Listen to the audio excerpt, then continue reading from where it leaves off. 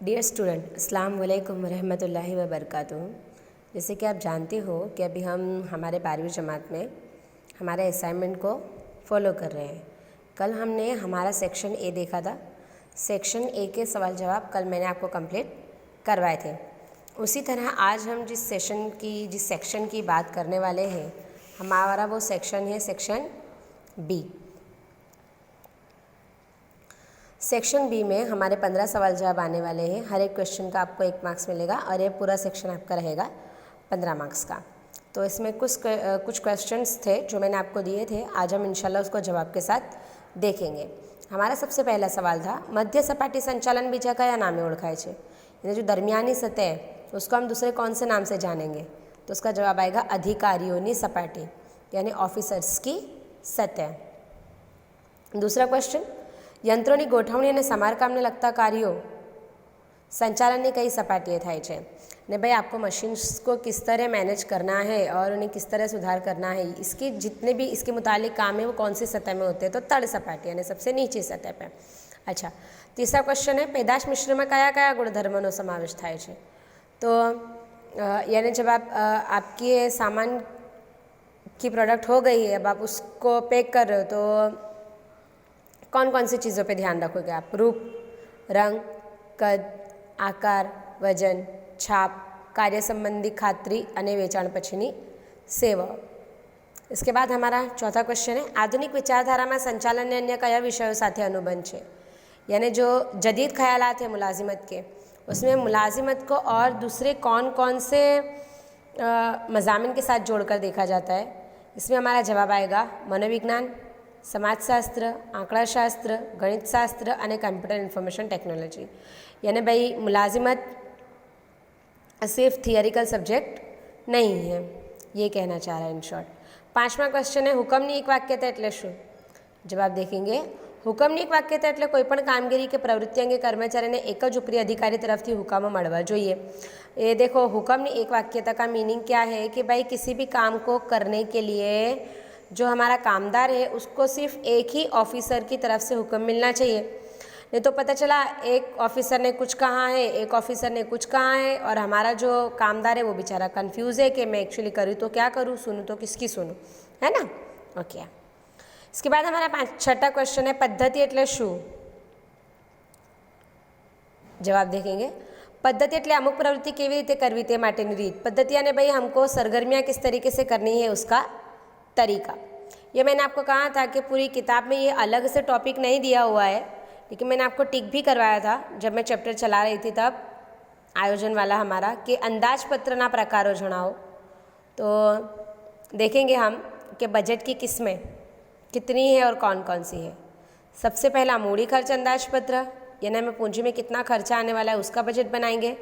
उत्पादन अंदाज पत्र, यानी पैदावार के खर्चे का बजट बनाएंगे। उत्पादन खर्च अंदाज पत्र, पैदावार में कितना खर्च होगा उसका बजट बनाएंगे। वेचाण अंदाज पत्र, हम सेलिंग, हमारी फ़रोख्त कैसी होगी उसका बजट बनाएंगे। अने रोकड़ अंदाज पत्र, और हमारे पास कैश में रोकड़े में कैसे पैसे रहेंगे कैसे नहीं रहेंगे उसका बजट।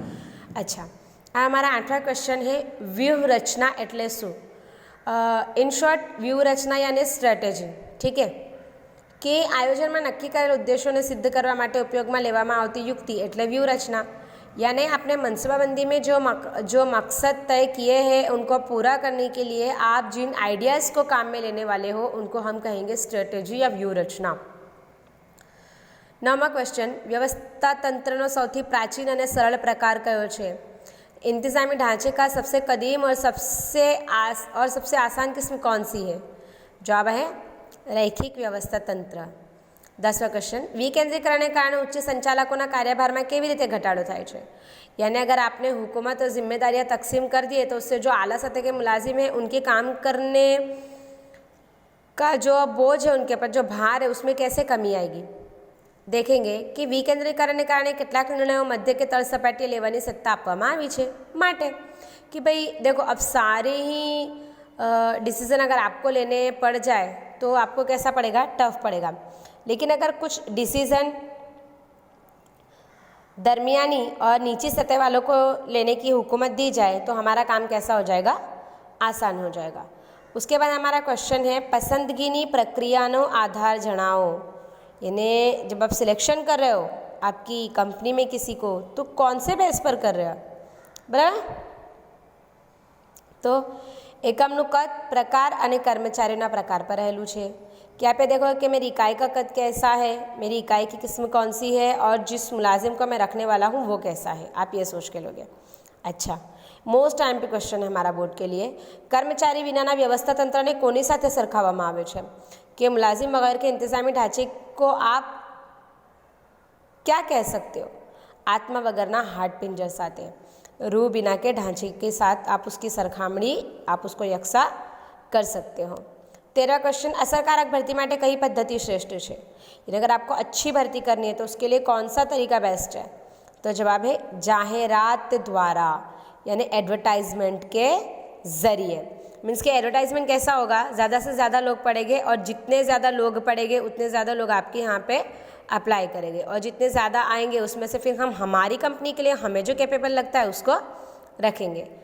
तो नेक्स्ट क्वेश्चन है हमारा 14वां, नफा भाग एटले शुं, एकमना नफामांथी चोक्कस भाग कामदारोने नाણાં રૂપે वेतन उपरांत चूकववामां आवे छे तेने नफा भाग कहे छे। ये हमारे बोर्ड के लिए एमपी क्वेश्चन है कि इकाई के नफ़े में से एक मुकर्रर भाग यानी एक मुकर्रर हिस्सा हम मुलाजिमों को पैसे के तौर पर देंगे, लेकिन कौन से पैसों के तौर पर देंगे, सैलरी के अलावा जो हम उनको नफ़े में से हिस्सा देंगे उसको नफ़े में हिस्सा कहेंगे। ओके, 15वां क्वेश्चन है, आधुनिक माहिती संचारना साधनों जणावो, जो हमारी जदीद मालूमात या जदीद खबर रसानी के जो सामान है वो कौन कौन से हैं, जवाब आएगा telephone, fax, mobile phone, internet, telex वगैरह, यानी हमारे जो जदीद दौर के खबर रसानी के सामान है वो ये सब है, telephone, fax, mobile phone, internet, telex वगैरह। जैसे आप लोगों को पता है कि असाइनमेंट में मैंने आपको टोटल 30 क्वेश्चन दिए थे, लेकिन आज मैं आपको 15 ही करवा रही हूँ। इंशाल्लाह हम आने वाले सेशन में बाकी के 15 क्वेश्चंस को देखेंगे। मैं उम्मीद करती हूँ कि आप ये 15 क्वेश्चन आज अच्छे से देखोगे और इसको याद करोगे और जब ये बोर्ड में आएंगे तो आप इसको बहुत अच्छे से लिखोगे। अल्लाह हाफ़िज़।